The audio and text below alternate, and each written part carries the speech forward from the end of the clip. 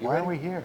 We're here because we're doing a presentation with Paint Education and Automotive Direct on building relationships and alliances in the industry, and it's where we live. Right. And so it's really cool to be able to bring people together on this subject. Yeah, it's Automotive Direct and Paint Education combining with ASE to help the next generation. So we're doing that in the way that any way we know how. So this is just another step of that, where we're going to bring industry into the classroom and give these instructors a blueprint on how to do that.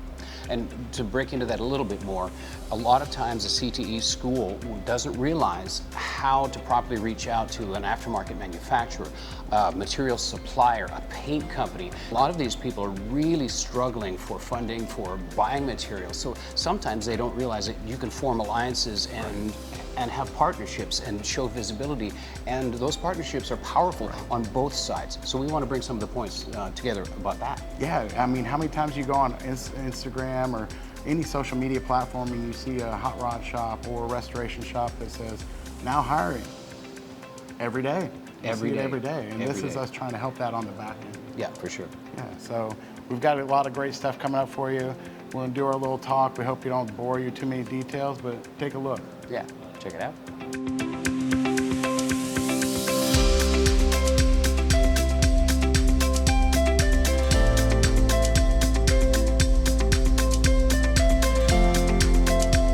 So proud to be here.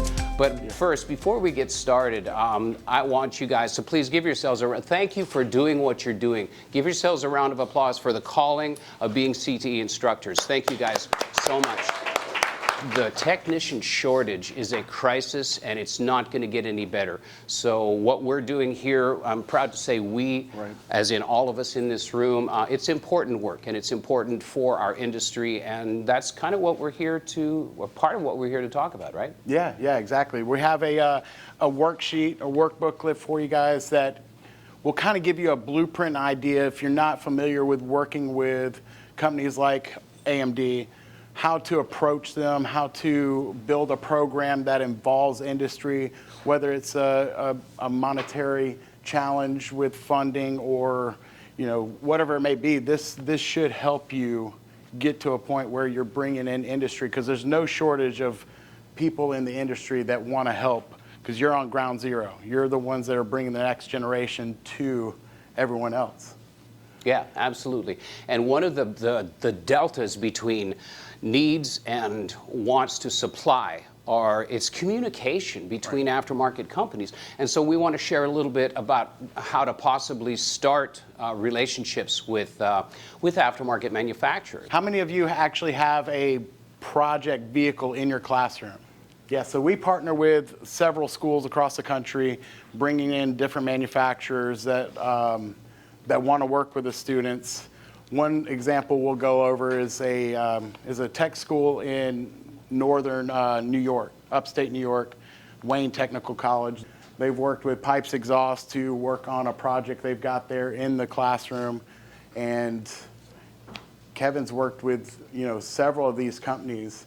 They're all willing to help out any way they can. For the obvious reasons. You want to build community within your classrooms. Where do you find the project cars? Is it something that you personally own? Is it something that the school's acquired? Is it a local car club? There's different avenues to find a project car. Well, it's got to be an appropriate car, and it was with us discussing this yesterday. The high school that I went to, we had a collision program and a good wood shop and things like that, and it was like 100 years ago because I'm old. But our instructor for the body shop class, he was a Jaguar collector, so he would bring his Jags in. And so you'd see an XKE or an old 120 or whatever up on jack stands. Basically, he was using free labor to fix his Jaguars up. So, yes, we got cross-trained in some of those skills, but it wasn't really inspiring because it was not an accessible vehicle to us. I'm not going to get an XKE when I'm 18 years old coming out of high school. Right. So it was unobtainium on those levels. So I'm not going to beat him up because they were cool cars to learn about, and I love them to this day. But it was kind of an inaccessible project for the class. Anyways, we couldn't aspire to have one of those things. C10 Chevy truck, heck yeah, man. we can all get those. I looked on Marketplace. I found a cab and a chassis for, it was like $900 with no engine. I don't know, maybe that's a little too far gone. Our phrase with AMD is that they're never too far gone. But that's an accessible financial investment as well. Right. So those things need to be considered as far as the resources that have to be extended out to get a project vehicle for the yeah, don't buy Jags. Right. Yeah, for that, to elaborate on that, last, I guess it was 2 weekends ago now, we were at a show in Columbus, Ohio with the Goodguys Association, and we built a square body truck from scratch, all aftermarket parts. From the chassis, the complete short block, I mean, everything was aftermarket. The cab, glass, seals, everything. And to toot his horn, George, most of you know George with ASE, he was instrumental in getting that truck running. So by the end of the 2.5 days. Right, and on the nose. Right. Industry alliances, George came, it was amazing watching him work, but he was able to help us partner with Milwaukee Tool, with Wyotech, and they brought a team in. They flew a sewing machine in. We did an on-site assembly of a leather seat with our partners at Apex Leather. Phil Cato. Cato came in and designed the seat, and students built the seat on-site in a separate workstation. Yeah. And those types of things, that's literally why we're here talking, because it worked so well and it brought so many entities together, and it was such a neat goodwill thing. Yeah. You know, and yeah, sure, we had a fully assembled no-limit chassis, that the brake lines and the fuel lines were all plumbed. Okay, we started with that and everything else in boxes, and 2.5 days later, we could fire it up and run. Of course, there was an issue with the drive shaft. Our goal was to build it. But what it did, it built our own little internal community, and I'm going to say it made lifetime friendships with the people that help partner with Oh, yeah. Yeah, I will definitely call George if I'm going to run a painless wiring system. Yeah, George is a beast. If you don't know him, he's the real deal, man. He's a hot rodder, and he was elbows up, and yeah, it was amazing. So we can't say enough good things about George Ahrens, and I know you guys know this if you've ever crossed paths with him. He's just a great guy, and was such a benefit for us doing that, and we'll be grateful to him forever. Yeah, so the wealth of knowledge just in this room alone, if we can help amplify that with any means necessary, that's why we're here. So looking at next slide here, and I apologize for my AI artwork. Oh no, we're going to talk about the AI artwork. So basically, with your workbook, we give you a blueprint and a mindset on how to fulfill a need in your classroom, and then look at what the industry needs in return. You can bring in partnerships with a metal repair with Lincoln Electric. You can bring in panel alignment with AMD. You can bring in body work, you know, with Evercoat. You know, we did a great class prior to this, and there's a wealth of knowledge there. Absolutely. Yeah, I did a consultation not very long ago, and we were talking about a common problem where there's 4 technicians, and each one has their own kind of self-taught method of doing it. Some are legacy technicians, some are new technicians, and it's everybody arrives at the same problem a different way. And so to figure out, to set fundamental boundaries, to set SOP, best practice. That's one of my favorite phrases, and that I integrate that into my training. And that's restoration projects literally focus on the simplest forms of that. I don't know, you know, if you're not inspired by a C10 truck or a Camaro Mustang, you're not going to be inspired by that. Right. But at the same time, maybe they watch Fast and Furious. Maybe I don't know, maybe they YouTube and Google streetcar takeovers. I don't know. Burnout contests, something like that. Passion develops in community.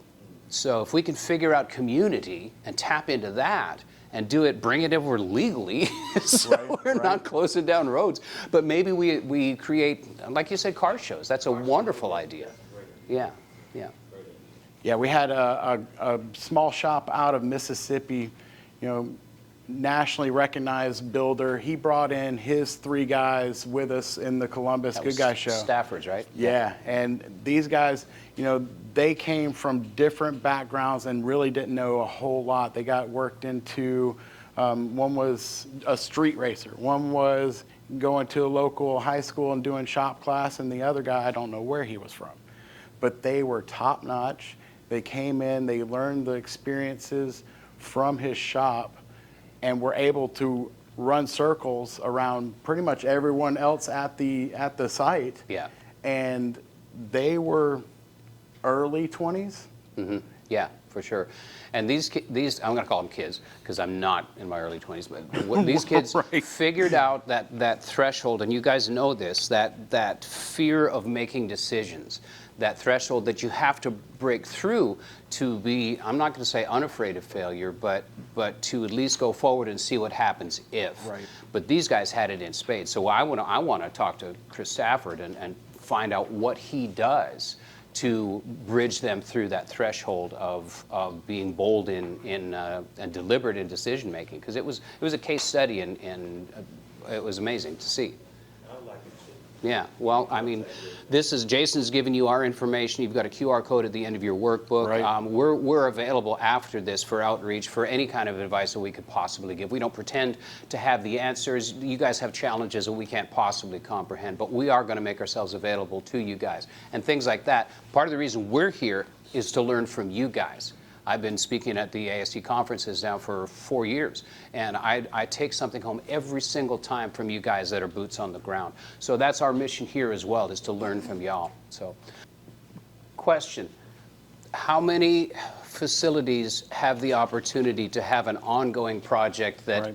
different new classes would inherit, basically? So you could see the need for an ongoing project that students get to tap into on certain levels. If you guys have your workbook, if you open up to page 11, curriculum planning around a restoration product, whether it's, you're rebuilding it or you have a C10 or two. So defining your project, that's going to be unique for everyone. Knowing your students, knowing your resources, or getting an idea of what you would want to do, and cross-curriculum opportunities. If you've got, a collision repair program and then you have a mechanical program, how to marry the two, bringing those in to give more life to the project, may look more attractive to administrators and budget planning, that kind of thing. Marketing, photography, all different graphic design. There could be a lot of different avenues you could bring into a project that may not be, just top of mind. So we go through some of that here, STEM programs, construction trades, and then give you kind of a roadmap on what to look for in those project vehicles. Now, if you're getting something you're completely rebuilding and you're not a licensed rebuilder in Georgia, I know that kind of varies from, state line to state line and county to county and everything in between. So knowing that and having those resources, there's enough people within the industry where we could find that information. So I think everybody here is connected through ASE and can find each other's contact information. Again, we provide ours in this handbook, and ASE has been a wonderful advocate for us to partner with other industry outsiders, for me to try and partner with different colleges and schools and high school programs that may need a collision repair program like mine. But ASE is a wonderful resource. It's a not-for-profit organization, so there's no agenda. There's no sales motivation with ASE. Right. That said, it's the connector of all things. It's a very well-respected organization. We're saying nothing that you guys don't already know. But just the glue of a company being associated with ASE is it's palpable, it's powerful, and it's a wonderful tool to reach out with that badge on hand. And so how many social posts a day does AMD put out? So our goal for Automotive Direct specifically is 65 pieces of content every day, whether it's Instagram, Facebook, TikTok, whatever, and different types of posts. So that's our goal every day. We work with we have a lot of interest in posting what the students want to see, so that will build excitement for them. It's not a thing where, hell, look at AMD and what they're doing. No, we really want the students to get excited so that they're sharing it with their friends, and that keeps that momentum going for you guys. Well, precisely, and that's the point. That's the reason I'm kind of hammering on this a little bit. So you have community, and we have media, social media. SEMA, actively social. ASE, actively social. Colleges, manufacturers, everybody's doing their marketing diligence, actively social. Paint manufacturers, I'm an Axalta user. I partner with Axalta with their training program. They're actively social. Everybody, tool companies, everybody markets through social media. And every single tile over here has a direct connection to a social media outreach point. So to me, if everybody's there, let's focus that. Let's figure out a way to do that. And a manufacturing partner is, if you're visible with a hashtag that is, you can quantify the numbers. That's the beautiful thing about socials, is you can quantify the numbers. It's measurable outreach, which is why most companies are advertising almost solely through social media. Let's use that technology to engage, inspire, and build community and passion. So it's just a matter of putting the pieces together to lead with not a handout, but a partnership. Yeah, the biggest partnership problem opportunity. Yeah, right, is the next generation. That's a buzzword throughout the industry, and you guys are ground zero for that. So we want to be able to set an example where we have an open door. We invest heavily in social media. I want to mention Amanda here and Josh. They are from North Georgia. They live, close to our HQ. They work, they were in town because they just got married. But, I mean, congratulations, right? How cool is that? I was like, look, guys, you don't have to come. Please, no. She insisted. But building the excitement through what they do on social media has overlasting effects with all of your students. And if we can help in any way, all of our contact information is everywhere. We've got tchotchkes and stuff everywhere. Please reach out. I mean, there is a need for technicians. We've got, how cool, like the Secret Service. They're out here looking for guys. I mean, there's a wide range, and you guys know this industry, and we want to be able to help. So that's really the main goal of this presentation, this discussion, if you will. Right. And Jason put together a workbook with a literal pathway and a recipe on how to, if you don't already know, how to engage with manufacturers and how to put the messaging forward. Yeah. Yeah. So we just challenge you today, just write down one project, one company, one phone call, one next step, and please reach out if we can help in any way. We're here to do that, and we've got a laundry list of different companies that will do the same. And that's all I got. All right. So thank you guys for listening, and thank you for being here very much. And we appreciate each and every one of you. Like we said, you guys are literally crafting and molding the next generation of technicians that our industry needs so badly. So thank you so much for what you're doing. Thank you very much. Yeah, thank you. Thank you.